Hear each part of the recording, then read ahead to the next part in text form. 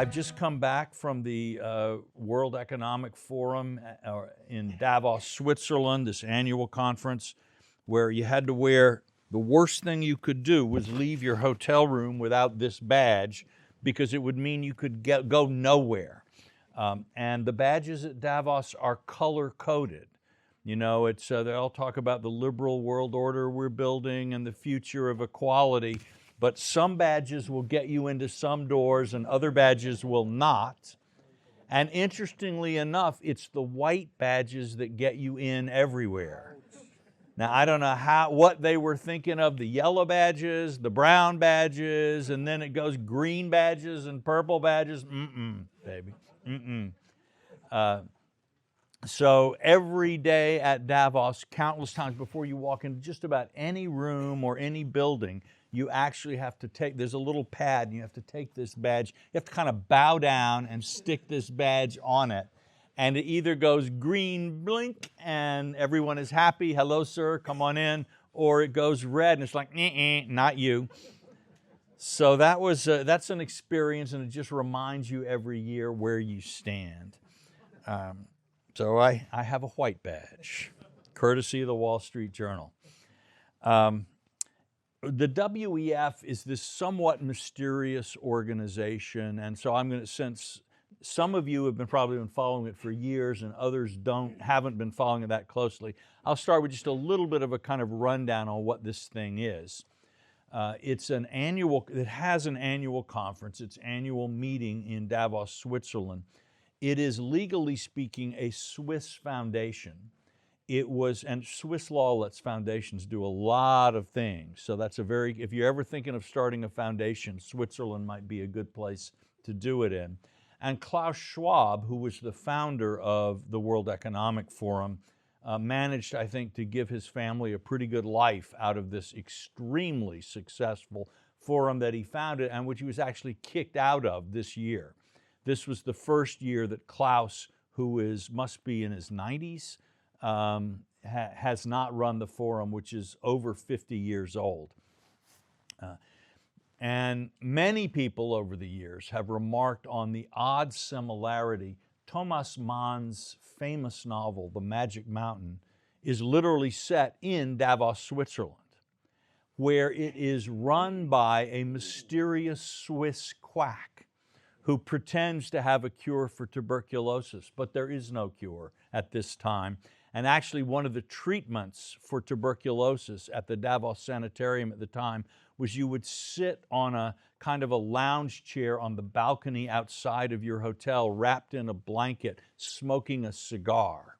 And if a cigar can't cure tuberculosis, I don't know what does.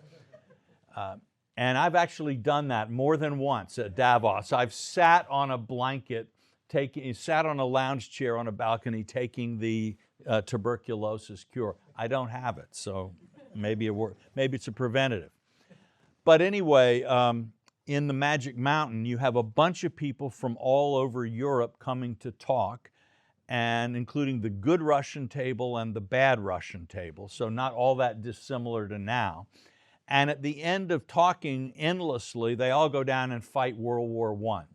So it's kind of a haunting description of an international gathering. And every year, at least one journalist writes about this parallel. I refrained this year. There was enough other stuff to say.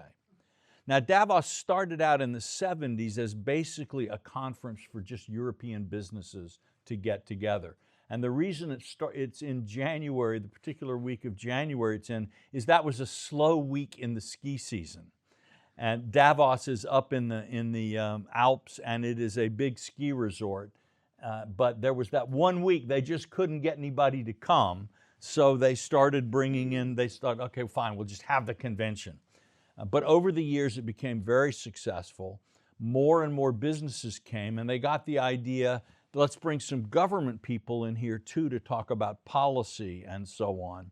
And then it gradually grew. A lot of Americans started to come, and really by the 90s it was kind of the premier international other than UNGA, which is the United Nations General Assembly in New York every fall. This was kind of the big international gathering, and then when it gets like that, everybody wants to be there. In its earlier years, Davos was the kind of object of a lot of left-wing conspiracy theories, and still is. It was seen, this is, okay, finally we figured out the shadowy place where the capitalists get together to rule the world. And there was a lot of talk about the Davos agenda being a kind of neoliberal, very right-wing thing, and how Davos man was going to destroy the world. And this began to attract a lot of demonstrators. I used to go in the 90s, and you would have snowballs thrown at the buses. Sort of this odd thing. You'd be standing in line. The President of Ireland would be squished up in front of you. Behind you would be a Brazilian banker's wife in a beautiful fur coat that she basically only got to wear when she was in Davos. So she was wearing that coat for all she could. And snowballs hurtling through the air. It's been surreal for a very long time at Davos. But Davos then got the idea of inviting the demonstrators in. And so a lot of the climate NGOs and human rights NGOs had a place at the table, which actually for many years kept the demonstrations down significantly, but also generated the second era of Davos conspiracy theories, this time on the right. Because here it was the Davos internationalists and cosmopolitans who were going to come up with their agenda, make the rest of us eat bugs. And I mean, literally, actually one year there was a big place where you could go in and like sample bugs, the food of the future. I was regrettably just my schedule. I couldn't get into the bug pavilion. That I once had a dish of mapani worms in Zimbabwe, and I don't recommend it. But I'm told they were not well prepared. Anyway, so Davos kind of embraced the climate movement for quite a while, and a lot of the corporate responsibility stuff that you hear came out of these meetings.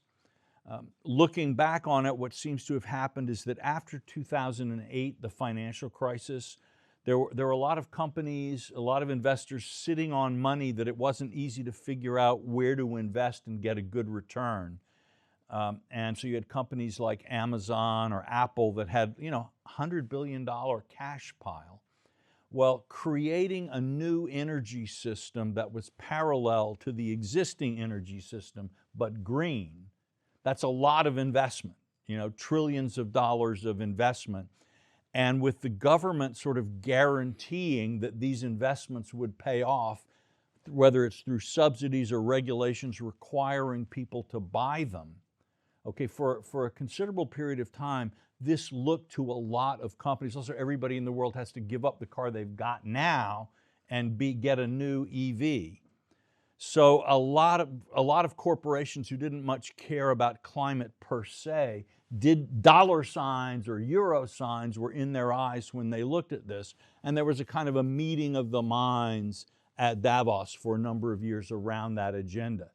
And so as recently as 3 or 4 years ago, Davos would be sort of the International Climate Convention, and the program was heavily organized that way.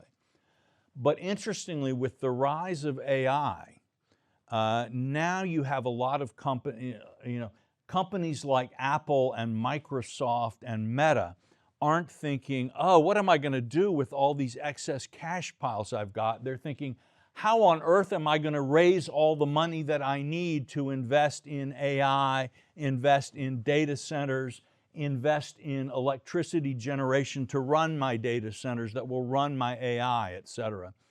And so you've been able to kind of watch the interest go away from the climate agenda. And each year sort of AI and all has had a bigger place. I don't know what will happen in the future, but that's been the run of the last few years. So I would expect a round of conspiracy theories to begin again. But in reality, people are responding to changing incentives. A place like Davos doesn't make the consensus, it doesn't make policy, but it's a place where you can see the current consensus, if that makes any sense. When I was at the Council on Foreign Relations, we used to get a lot of conspiracy theorists about, what we were doing. And as the Kissinger fellow at the council, as you can imagine, I got quite a few. And you felt a little weird about it. On the one hand, you don't want, like it's not really true that I'm actually running things from behind, running the world from behind the scenes. But on the other hand, I'm not going to argue too hard to make you to change your mind. Fine, live with your illusions. But a place like Davos or the Council on Foreign Relations, for example, is not so much an agency where like people get together and decide what the policy, what the plan will be. It's more like a country club where a lot of people, privileged, rich people, have memberships in the country club. And when they're sitting next to each other at the country club, they may cook up business deals or something. But the country club in itself has no power. Its power is a power of drawing people. And a lot of institutions in the world work this way. Davos is one of them. And so it's important when you're trying to understand something like the World Economic Forum to say, okay, I can look at what these people are saying, and this allows me to tell what the business world or the NGO world or whatever part of it these people are coming from, what they're thinking right now. But there's not a secret room there where they take the vote. All right. This year, historical explanations over. This year was a big year at Davos. For the last few years, it had been sort of getting a little flatter every year. I started going in the 90s, so I haven't been to every year, but I've been quite a few years since the 90s. And so I've seen a lot of the sort of coming and going and the changes. And it had gotten flatter the last few years. Why? For one thing, they kicked the Russians out after the Russians invaded Ukraine. The Russians are under sanctions, and so they really, they can't come to Switzerland. And the Russians used to actually have put a lot of money into Davos. A lot of Russian oligarchs had like great pavilions and stuff like that. So that was thing. And then the Chinese a few years ago decided they were sick and tired of getting like dragged. Why is the world's big conference in the West? Why can't we have one in China? So they have a rival conference in the summer. And one of the ways that they kind of draw attention to that one is they don't send high-level delegations, either corporate or governmental, to the Swiss Davos in the winter. And so what you've got is Europeans who are, the European economies have been growing more slowly than most other developed economies, and particularly in the world of tech, which is now such a hot part of the industrial scene. The Europeans are way behind both, the Chinese, the Indians, and the Americans. So it was losing a bit of its cutting edge fizz. You had a lot of people from the Gulf come, a lot of people from India come, but it didn't have that same electricity that it had in the 90s. Well, Klaus Schwab was sort of booted out for a whole bunch of reasons, including sort of alleged financial and personal irregularities of various kinds. You can look them up if you're interested, but in any case, he was gone, and they brought in Larry Fink, who is a big American CEO and brought a much more of an American sensibility. And Larry says, let's have a show. And he went out and he made a big effort to get like a lot of the tech moguls. One of the events on the program was he had a live conversation with Elon Musk in the main hall. And then luckily for them, Larry Fink was able to persuade Donald Trump to come and bring half the Trump administration with him to the WEF. This immediately made big news because as some of you, I don't know if anybody here has noticed, but Donald Trump has really cut a very large figure in world politics in his second term. And so everybody wanted to hear what Trump had to say. But also this looked like the opportunity where he's coming to European grounds to what basically still looks like a European conference. And so here's where the Europeans are really going to be able to get their hooks into him on Ukraine and corner him on Ukraine. But what Trump then does is the week before he starts talking about, we really need to conquer Greenland. All right? It's time for the U.S., I don't want to do it by military means, but you got to do what you got to do sometime, and we really need Greenland. Well, this was like the most disruptive thing you could possibly do. Let's not forget, okay, NATO, North American Treaty Organization, is an alliance. Denmark, like the United States, is a member of the alliance. Okay, what does it mean for an alliance when one member of the alliance looks at another one and says, I'm going to conquer your territory? It is literally the end of an alliance. And NATO, the NATO alliance for European countries, is their only hope at this point of stopping Putin. It is the foundation of European security, and membership in the NATO alliance is absolutely critical for European self-defense and even European self-image. I'm not going to keep talking because Andrew is going to ask me some questions, but I do want to just sort of raise the point here that there was a meeting at Davos, and imagine being in this. I don't usually get like really excited at conferences. I've been to uncounted conferences through many more decades than I would like to freely admit.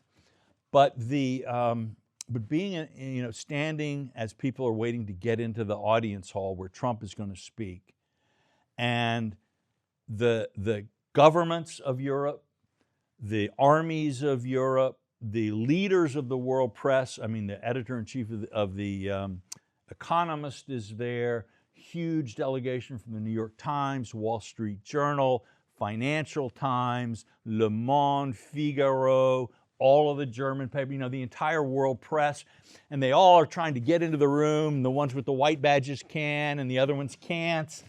All right, lines forming, and all of these people who are normally like multi-billion-dollar corporation CEOs are like cramming in lines like little peons. It was an amazing thing to see. And none of them knew whether the NATO alliance would still exist when Donald Trump was finished his speech. And you see Trump up there, and you realize this is one of the happiest moments in his life. He has created all of the, what a demonstration of power. The others are groveling in front of you. They're just fighting like cats and dogs to sit at your feet and hear what you're going to say. It was a great moment for Donald Trump. Now, whether it was a great moment for the United States, for the NATO alliance, for the future of humanity, that is another question altogether. But I can tell you, I was present at one of Donald Trump's peak experiences. All right, I am going to stop here now. We have a lot of time for questions and conversation. Thank you.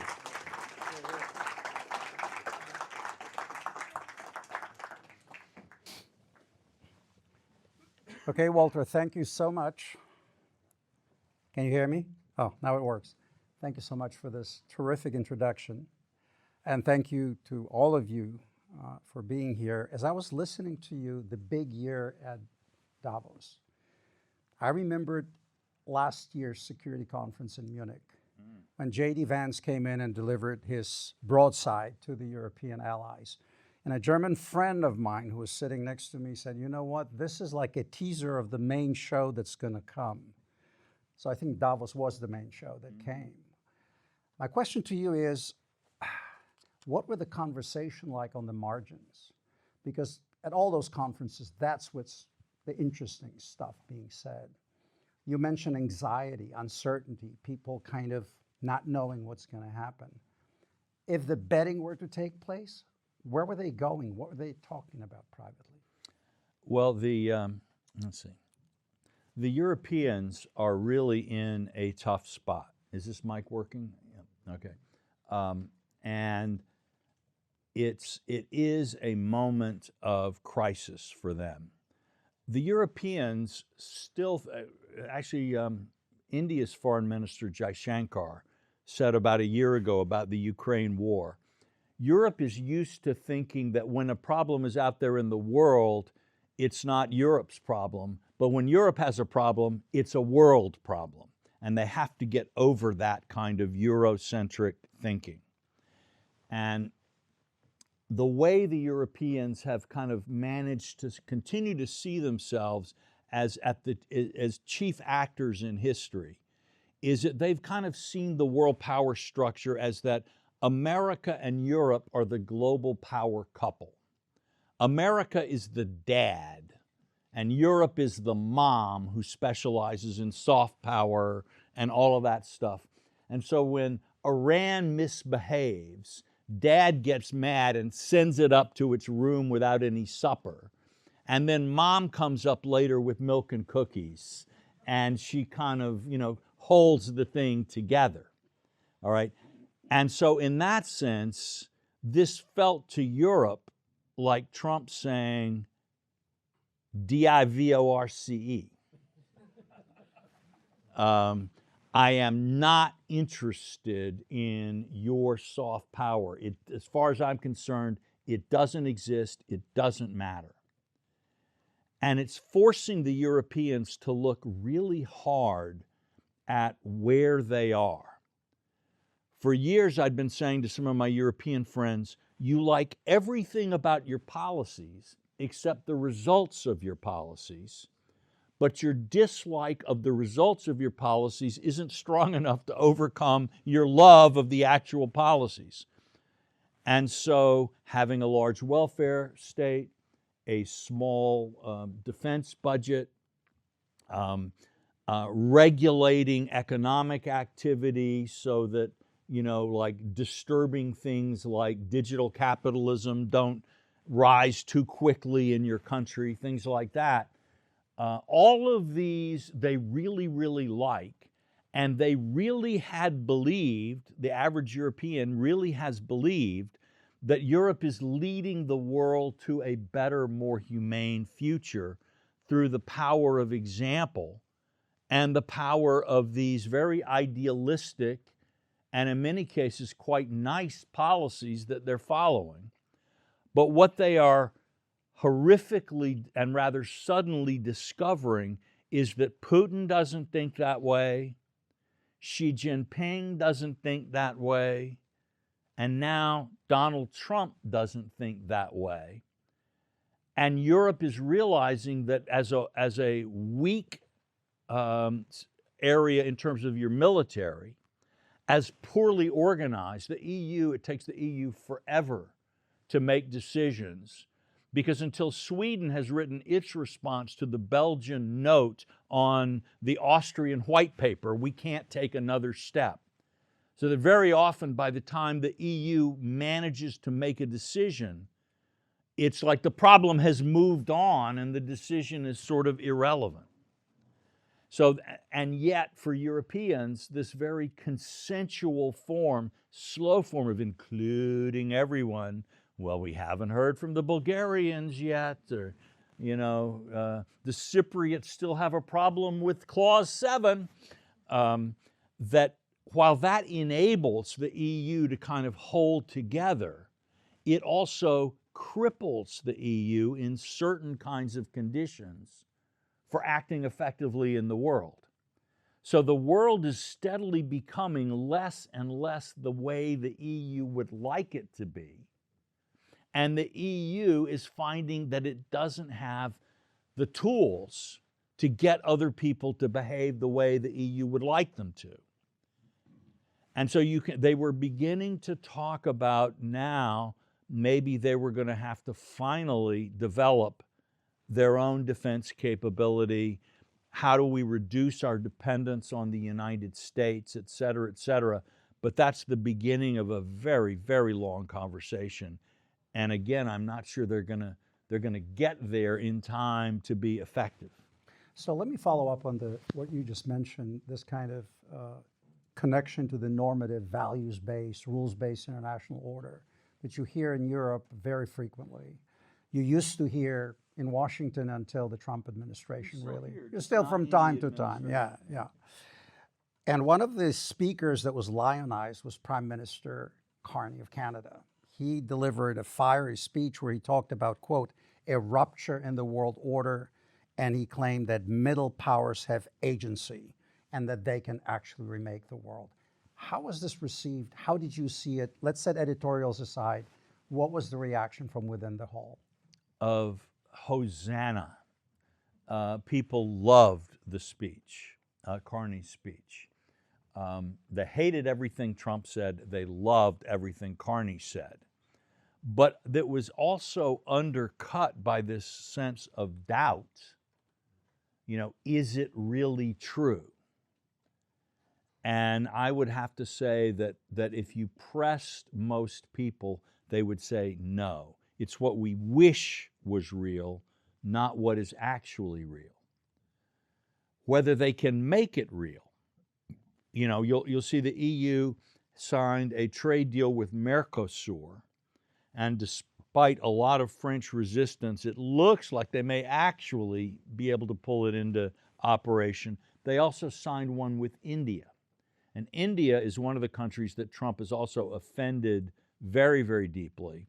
And so India and the European Union are making a lot of look at us, Washington, we don't need you, we are doing all these great things. Whether they're going to be able to make that stick is another question.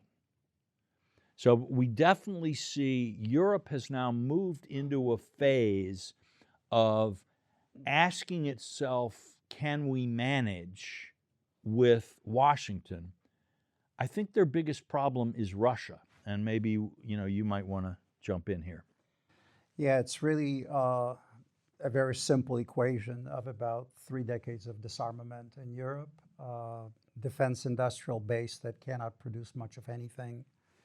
When I was still working for the DoD, we estimated it would take Germany about 10 years to rebuild the Bundeswehr. The British Army is about 70,000 on paper. In reality, it's 40,000 plus a few thousand Gurkhas. The Dutch have no tanks. They leased 18 tanks, Leopards from the Germans. And we can go on and on and on. And it's not to ridicule or laugh at the Allies, but it's to appreciate the extent to which this extremely wealthy continent has become, in effect, unable to provide even for conventional deterrence. And that creates the dynamic that Walter's talking about.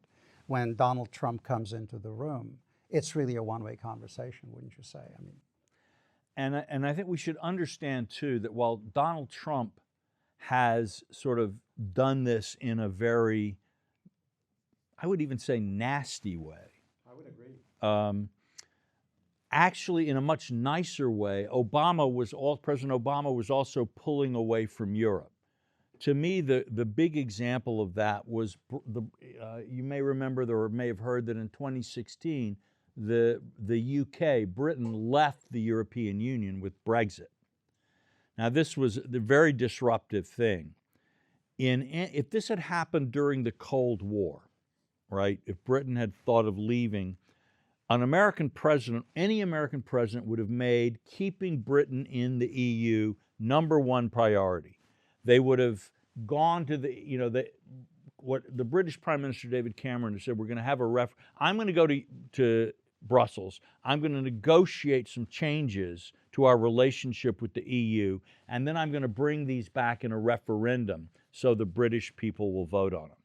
What in the past America would have done is we would have made sure that the EU gave Britain an offer that would win a referendum in the UK.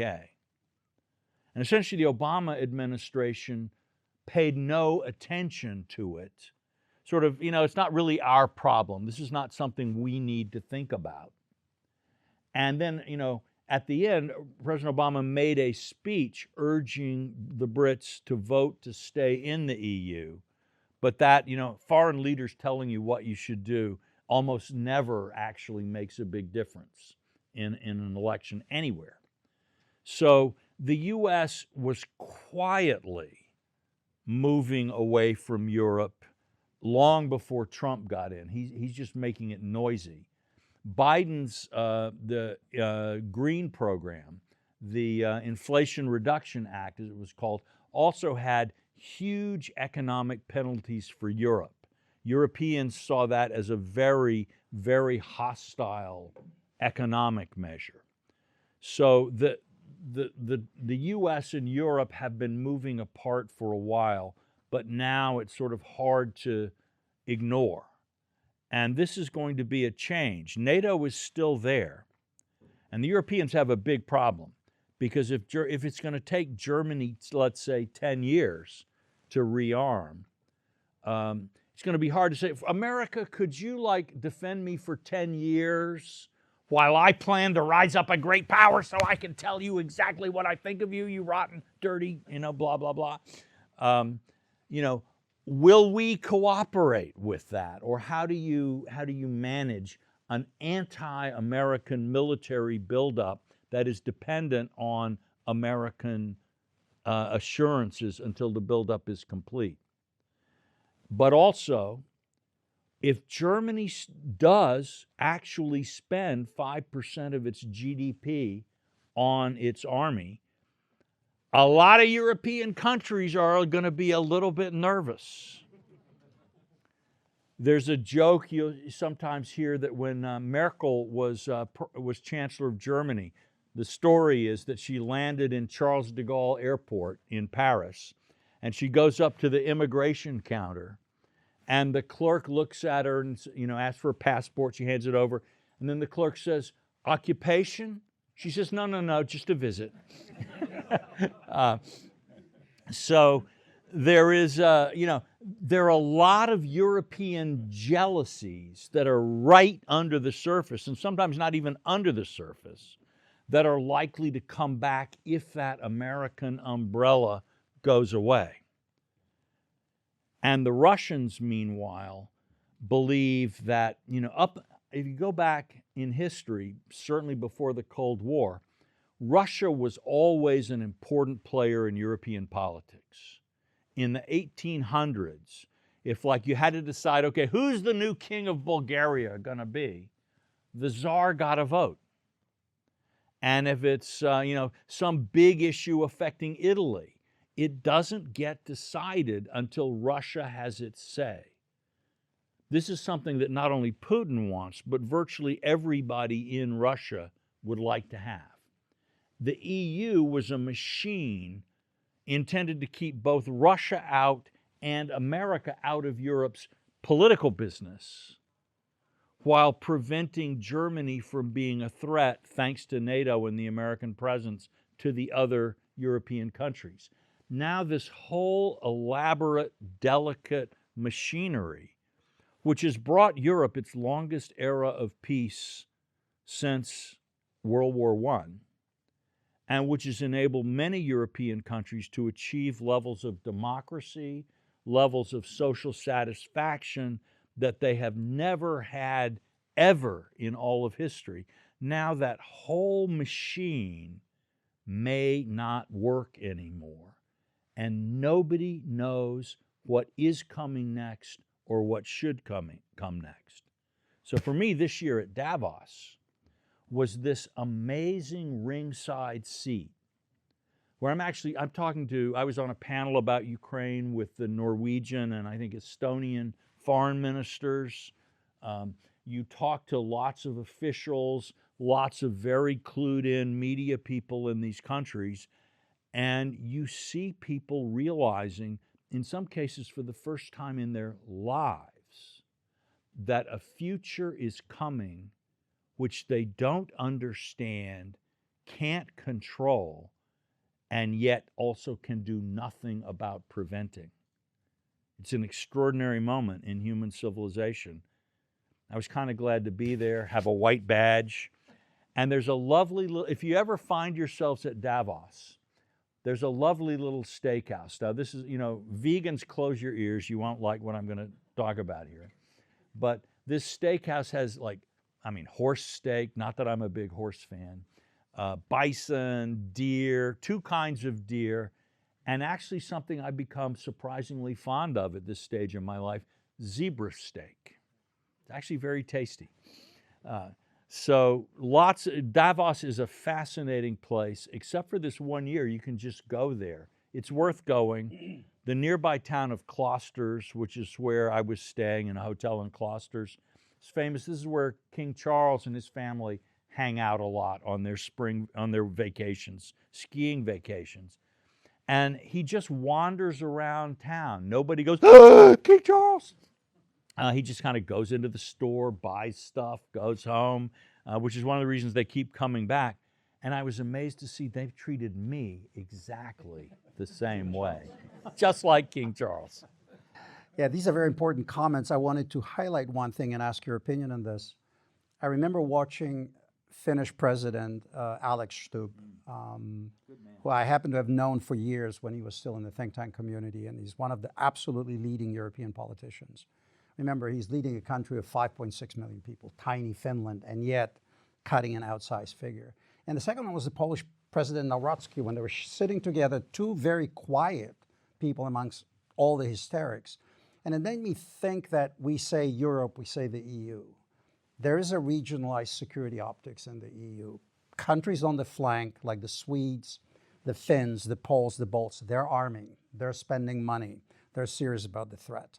The farther away you get, the conversation changes. And one thing that's very important, I think, to highlight in what you said about Brexit, with the departure of the Brits, the European Union became a much more continental project, much more Germany-driven project. The closest US ally and the only truly maritime power left the European Union. And that is also changing the dynamic of this conversation. I'd love for you to comment on that. Well, it's actually interesting that the French right now are suffering from, those of you who follow what the rest of the world calls football, but we here in America call soccer, will know that one of the worst moves you can make in that game is what you call an own goal, where you accidentally kick the ball into your own goal and score a point against yourself. All right. And France has had two big own goals. The first that are really have I think cripple the ability of the old Franco-German partnership, which used to be the motor of Europe, to work as well as it should. The first was the euro, where when Germany was going to unite after the fall of the Soviet Union, this was a nightmare. Actually, both the British and the French tried to prevent the unification of Germany after the fall of the Soviet Union. And it was the U.S., George H.W. Bush, who pushed for, working with Chancellor Kohl, pushed the unification of Germany through. One of the prices that the French got the Germans to pay was not only to establish a common European currency, but to do it in a way that the French currency, got into the euro at a very low level, while the German mark went in at a very high level, which meant that the French enjoyed a significant economic advantage over the Germans all during the 1990s. But what happened was that the Germans made some, being as practical as they often can be, made some very intelligent economic and labor market reforms, so that while the French were just happily living off the benefits of a favorable currency situation. So 10 years later, the German economy is roaring past the French economy, and the French are still kind of stuck. The euro, which was designed as a French trap for Germany, has turned into a German trap for France.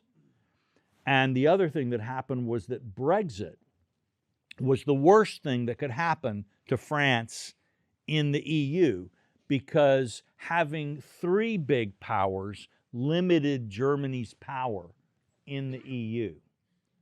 But the French didn't look at it this way, didn't say, we have got to keep the British in no matter what, because this is how you keep it balanced, right?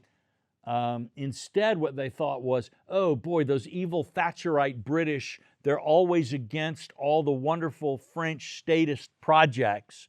And so now let's take a tough line and really force them out. And the French were quite tough in these negotiations. And so now they've ended up yes, there's no France. Some of you may have read that Charles de Gaulle once vetoed British membership in the EU, saying that they were an American Trojan horse. Actually, not wrong necessarily. But even so, after German reunification, it was very important to France for Britain to stay in the EU, and they didn't do that. So with those two things, plus their own inability to do real economic reforms, the French are in a bad trap. Macron also spoke. The French president came and spoke. He was wearing these absolutely beautiful sunglasses. I tweeted out that his future's so bright he has to wear shades. But he didn't. By the way, the tweet, Davos Week tweet that really did great for me wasn't anything related to political economy. I stayed in the Hilton Airport Hotel in Miami. From Gainesville to Zurich, this may shock you, but the connections are not that good. And so I had to spend the night in Miami before getting a plane to Zurich. So I ordered room service from the Hilton Hotel, and there was something that's described as a tower of onion rings. I thought, well, that sounds good. And I ordered it, and I got this like miserable little heap of like 5 sort of scrawny onion rings. I took a picture of that and said, this is what this hotel calls. That thing has had 500,000 views. So something I learned from my trip to Davos this year is that I am in the wrong line of work. I need to become a food influencer. Okay, let me ask one more question about somebody who has been growing and becoming a real statesman, and that's Mark Rutte, Secretary General of NATO. When he was appointed SecGen, I, among others, I wrote a piece critical of this saying, why are we selecting again? Yeah, he was talking about it. Yeah, former prime minister from the small European. He spoke at Davos about Trump being right on Greenland in terms of security imperatives of defending the Arctic. He talked about refusing to enter into any sort of anti-American European jousting. And he keeps reasserting that Europe absolutely must do within NATO what it sometimes promises to do outside of NATO on defense. Comment on Mark Rutte. What's your perception of him, what you heard at Davos when he was speaking?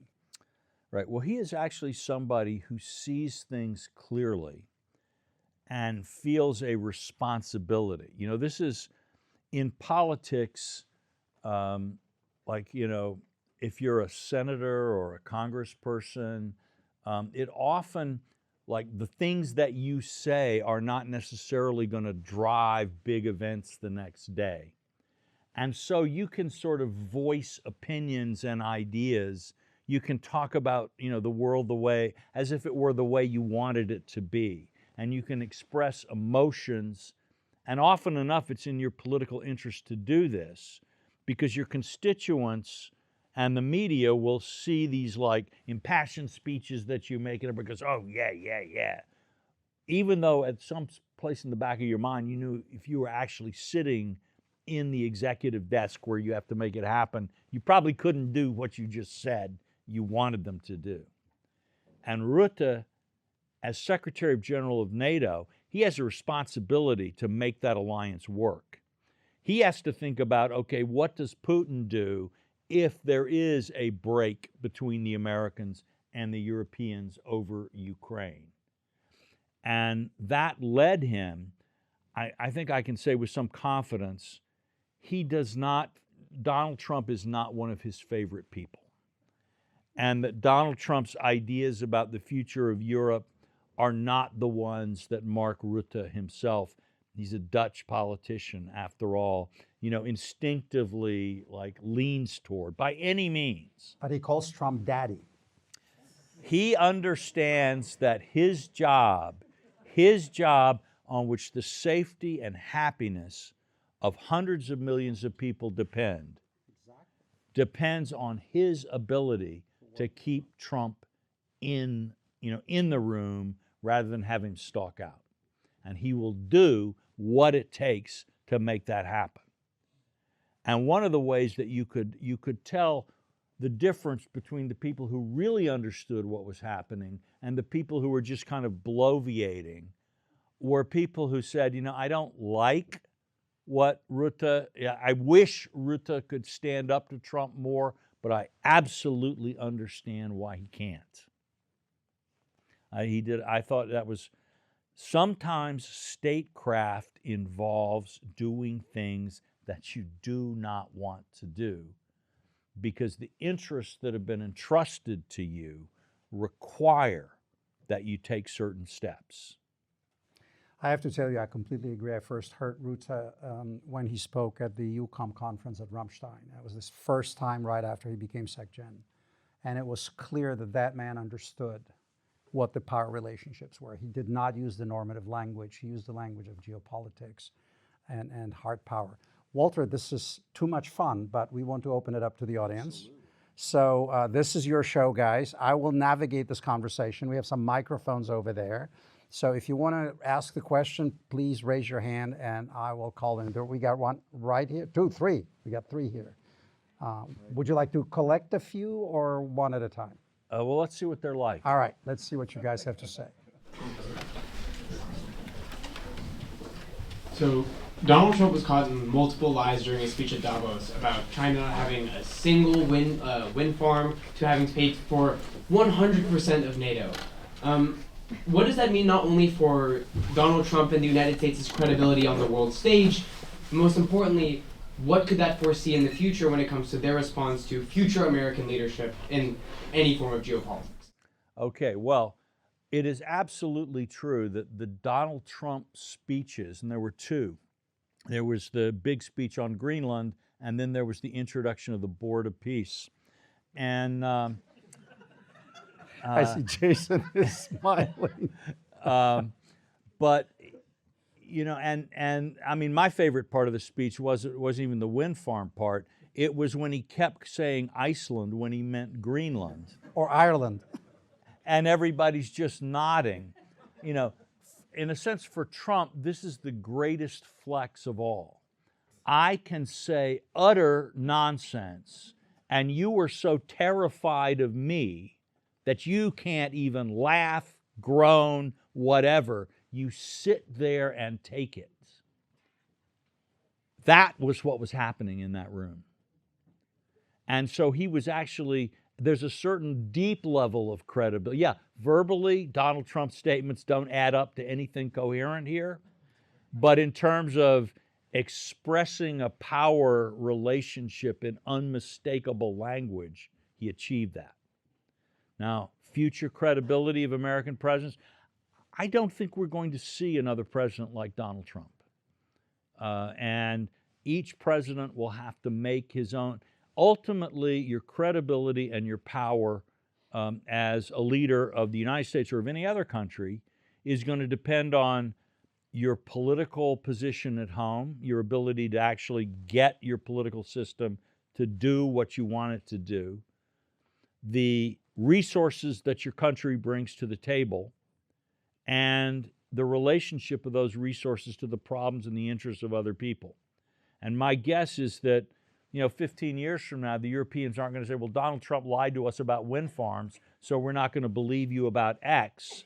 They're going to look at X and decide if they believe you. There's one aspect here, if I may add, just to what Walter said. Rutte said, for example, that Trump is right on Greenland. Trump is right on Arctic security. Trump is right on us needing to spend more and on and on and on. The problem is, and we chatted about this beforehand, is the method in which this was delivered, the bruised egos that emerge in Europe. With all due respect, Denmark is not a counterpart for the United States when it comes to their power. And the Prime Minister of Denmark will give you whatever you want in Greenland. So there's no need to beat her over the head in public. So trust in an alliance is a very precious commodity. And if that begins to be damaged, that can be problematic. That's absolutely right. So, second question. So this question is more directed on the economic portion of the World Economic Forum. Mm-hmm. So since the Munich Security Conference, the European defense sector is up over 100% in publicly traded financial markets. European bonds are trading at superior rates relative to American ones on the long end of the curve due to continued fiscal deficit spending in the United States. And there have been considerable pledges towards rearmament. So with that being said, I'm kind of curious, do you think the economic backdrop and the favorable treatment in financial markets of European defense companies and bonds will result in better rearmament prospects over the next 10 years? Well, I think what you're seeing is that those were so artificially depressed because, like, buying German defense stocks, like that's been like a bad move since 1944. So, in that sense, it's like a market is coming back from the dead. That's part of it.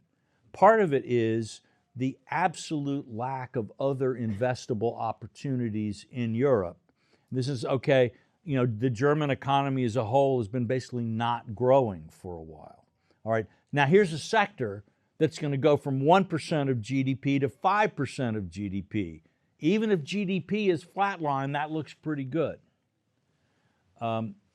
And then Germany, among the G7 countries, is unique in having very low debt. So if they decide they want to borrow a ton more money, they can. They can do that. Yeah. Right. Meanwhile, we saw Japan, their bond yields have been soaring. While Japan is doing the same thing, by the way, they're doubling their defense spending and they're going to do more. So I think part of this reflect an awareness of a big policy shift, and part of it is still linked to the prospects of particular countries. Does that make sense? There's one more thing here that you should keep in mind. As I always tell, when I worked in Germany, I told my officers, the Ukrainians don't shoot euros, they need shells, right? They need products. If you look at the acquisition process in Germany, how dysfunctional it is, and if you look at the lack of capacity, this, by the way, is also true about us. We have only 5 major prime defense and space contractors left because during the post-Cold War era, we were concentrating just-in-time deliveries and all of that. And there's no capacity to surge very quickly. If you look at the F-35 orders, for example, Poland ordered 35 F-35 aircraft in 2020. Do you know how many they received by now? 2. One is in the United States for training. The other one is finally moving in the directions. We don't have the capacity to produce at speed and scale. And if we don't have it, the Europeans have absolutely none in comparison. That is the real problem. It's building up the capacity that's going to take time. My name is Julian. I would just like to ask a question regarding China's position during all of this. Obviously, as we see the weakening of U.S.-EU relations and Russia kind of at a stalemate in the war in Ukraine, what does China stand to gain? And also, how is that going to be restricted by the increase in Japanese defense spending and Korean defense spending as well? Great question. You should major in war, statecraft, and strategy. You should be in my seminar. Yeah, I mean, the Chinese are definitely puzzling through this, although right now what the Chinese are puzzling through is why did Xi Jinping purge his number 2 commander in the military, and what the heck is going on in there? That is really when you accuse your supreme military leader next to Xi of giving nuclear secrets to the United States, it's like, this is kind of mind-blowing. The Chinese are really, on the one hand, they think, the U.S. and the EU are splitting apart, could be good. But then the Chinese are also, they've never believed all of this kind of European universal values will make us powerful and stuff. So on the negative side, they're thinking, all right, we have this great alliance now with Russia. Russia's sort of falling into our hands because we're the only way it can fight the war in Ukraine. But will the price be that the Europeans, who will ultimately be on America's side against us no matter what we do, are suddenly stronger, and Russia, is that really what we wanted? Plus, it's, the Chinese were not happy with what Trump did either in Iran or in Venezuela. In both, and both of those were very much, both for Russia and for China, were kind of punches in the nose from the U.S., where we're basically both taking away an asset and also demonstrating their inability to help clients. So, here's, Maduro, Putin loves him, Xi loves him, they've been promising to help and so on, and now he's in jail in New York. And Venezuela depends on, will sell exactly as much oil to exactly who Trump is willing to let it happen. That's not just, ooh, we lost our ally in Venezuela. It's also a demonstration to people, okay, who do you want to be your friend, Trump or Xi? And so, it's Trump's assertiveness on the international scene is creating a lot of headaches for some of these other countries. In the same way, I think, Trump's, economically, Trump's oil policy tends to benefit the Chinese because Trump is a cheap energy guy. But Trump's trade policy has been a problem. Like, you're going to read some stories, and you do read some stories, confidentially among ourselves, I have not had the happiness of voting for President Trump in any of the 3 elections in which he's run for president. So I'm not speaking here as a surrogate or something like that. But a lot of my colleagues in the press are so convinced that Trump is terrible for everything that happens they want to write as another Trump disaster which will inevitably lead to horrible consequences. That's not as true as one might like it to be, perhaps, in some cases. And so you'll often get a misunderstanding. I won't say bias, that's another question. A misunderstanding about the impact of different moves in the world. Right now, Trump's clearly, if you think who's more powerful, Xi, Putin, or Trump, you're going to find most people globally thinking it's Trump. Whether that power is durable, whether the cost in terms of lack of trust or poor economic decisions or other things. But on the tariff issue, what Trump wants, and to some degree, he thinks that China's dependence on export-led growth is a huge weakness. And so when China responded to American tariffs by increasing its exports to other countries, it actually creates foreign policy problems for China with those countries. So that when Germany thinks, this Trump guy is driving me crazy, I cannot stand him, I want to do something to show that monster just what I think of him, I know he's really worried about China, so I'll cozy up to China, and that will teach Trump, which is kind of what Carney did, right? Germany has to say, well, what is China's economic plan? It is to destroy the German car industry. It is to destroy the German capital goods industry.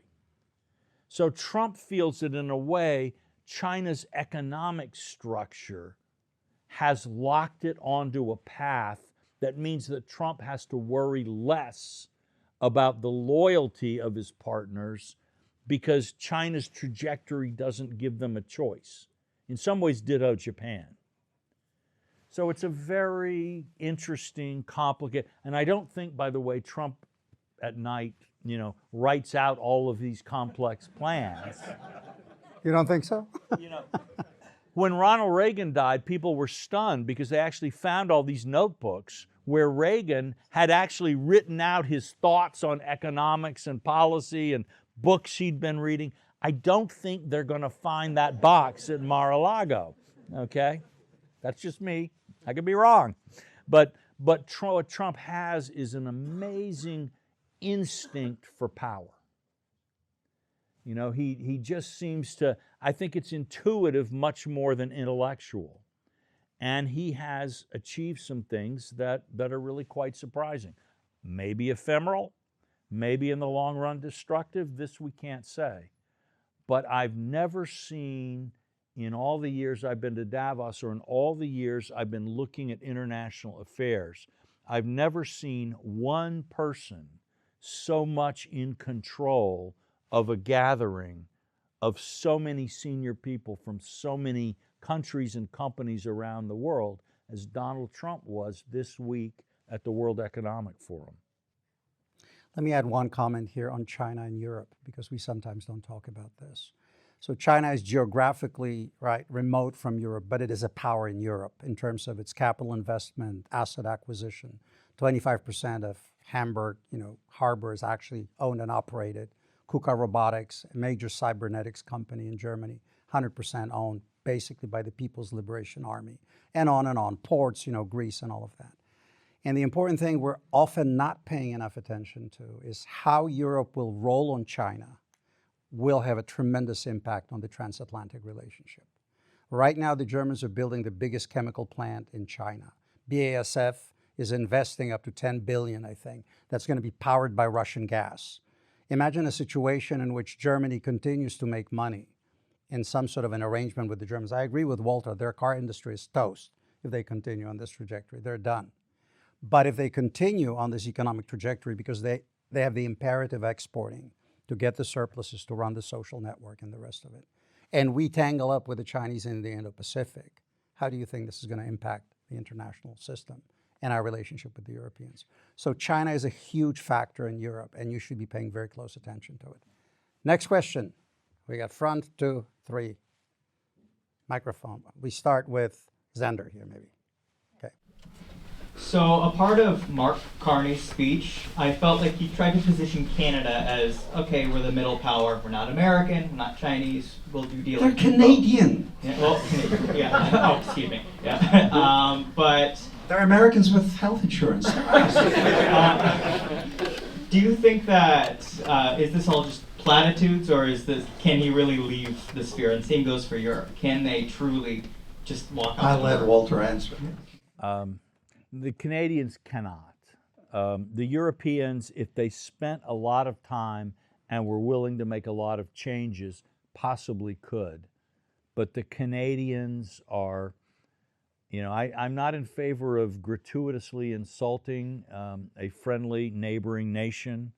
And I have to say the Canadians gave me the Lionel Gelber Book Award, which has endeared them to me tremendously.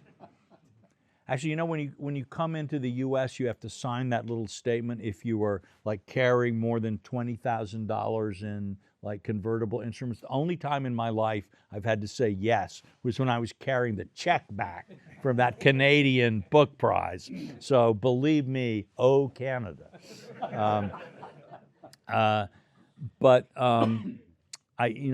Canada is really as much of a factor in international politics as the United States is willing to allow it to be. Completely agree. We have next question here, and there's also a couple in the back, so let's try to spread it out. Let's start with you. Earlier you guys mentioned, or it's been mentioned a great deal, the rising prominence of China, and now I was just curious earlier because you mentioned that the Chinese have their own summer forum. So I was curious if you've seen any change in attendance at the World Economic Forum, or a rise in the attendance at the Chinese, their new forum, as time has gone on. Well, there has been a rise in the attendance at the Chinese forum, but not really a decline at Davos other than the Chinese and Russians that I mentioned. I would love to go, but it's not a good idea for me to go to China right now. I was the foreign ministry spokesman has attacked me by name, and I'm banned by name in Russia. So, it's like, yeah, Andrew, Andrew's banned too. So I can't, and my company, the newspaper company, Dow Jones, which had a reporter arrested in Russia, would be very unhappy with me if I went to either Russia or China. So I think, I'm not in a position to really talk about what's going on at that forum. My books, by the way, have been translated into Chinese. Haven't gotten any royalty checks. And in the old days, I used to go and give a lot of lectures at Chinese universities, which was great. Okay, Walter, let's try to pull some questions further back over there. There's some hands up. Maybe all the way back. Let's try all the way back. Yes, the backbenchers.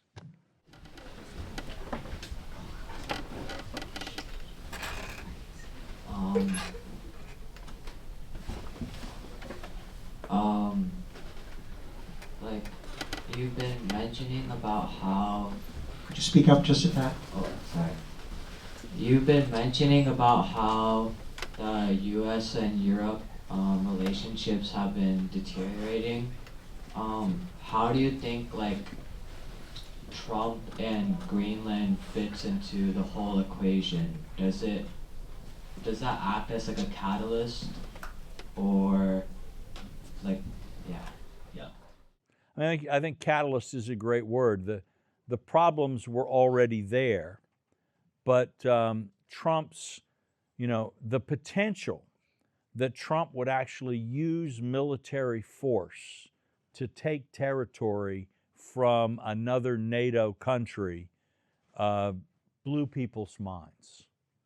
And there's really no going back from that, in the sense that Trump decided wisely, I think, to take that off the table, partly because a lot of Republicans in Congress said, we'll impeach you if you do this, and also partly because the stock market tanked, and because I think public opinion polls showed 8% of the public favors the military conquest of Greenland.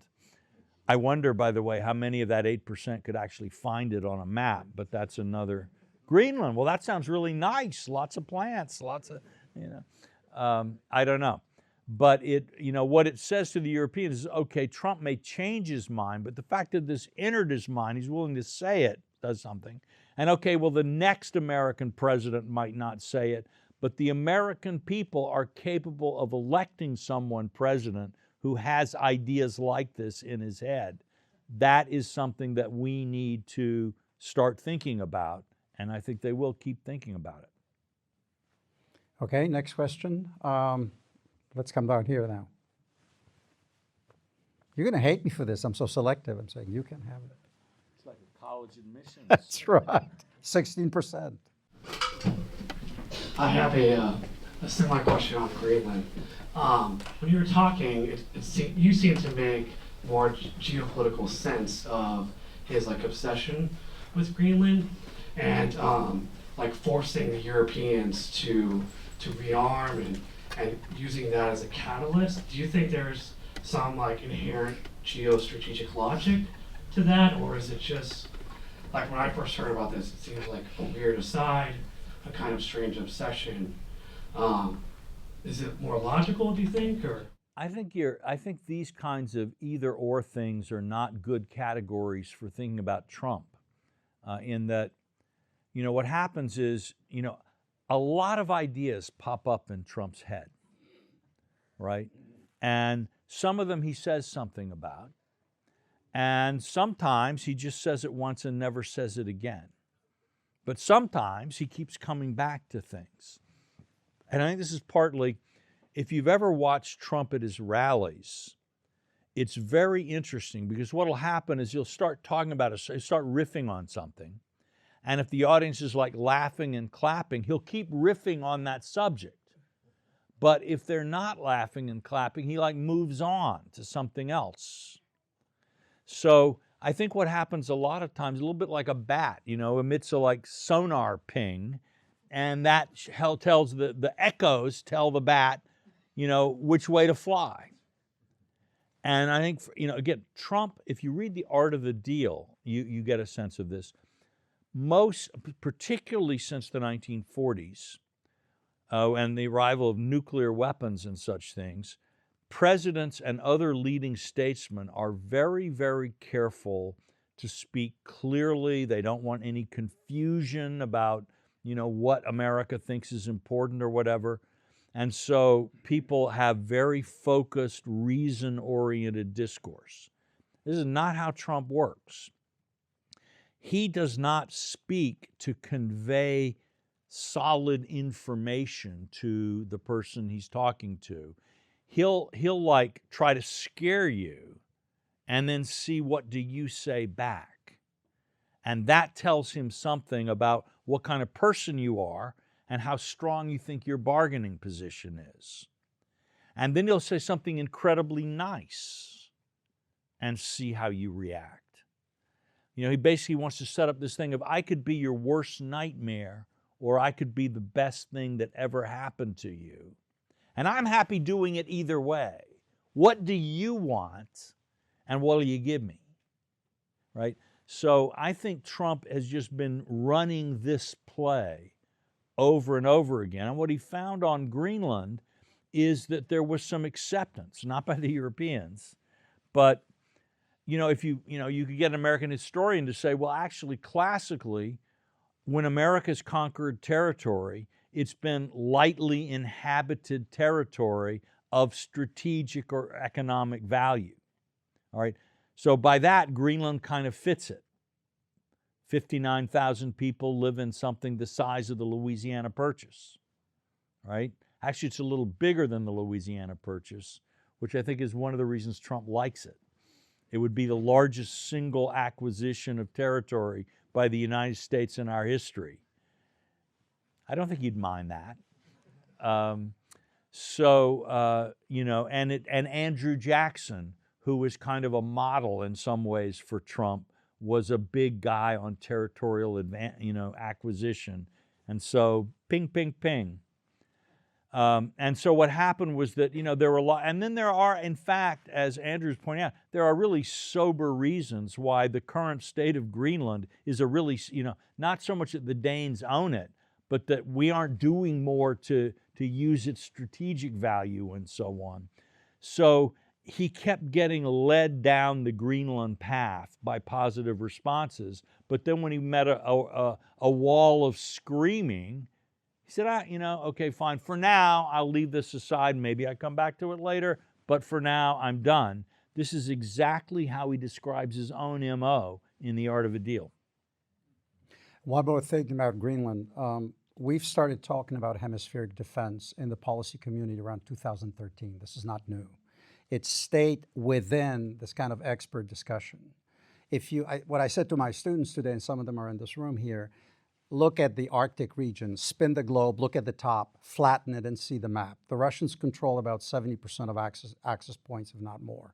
This is their bastions for the submarines. This is the closest route to launch a ballistic missile against the continental United States. Without Greenland, we're actually only working on the edges. With Greenland, we're putting a big punch in their nose. So when Rutte says that Trump is right on Greenland, he's making a cogent geostrategic argument. This makes sense.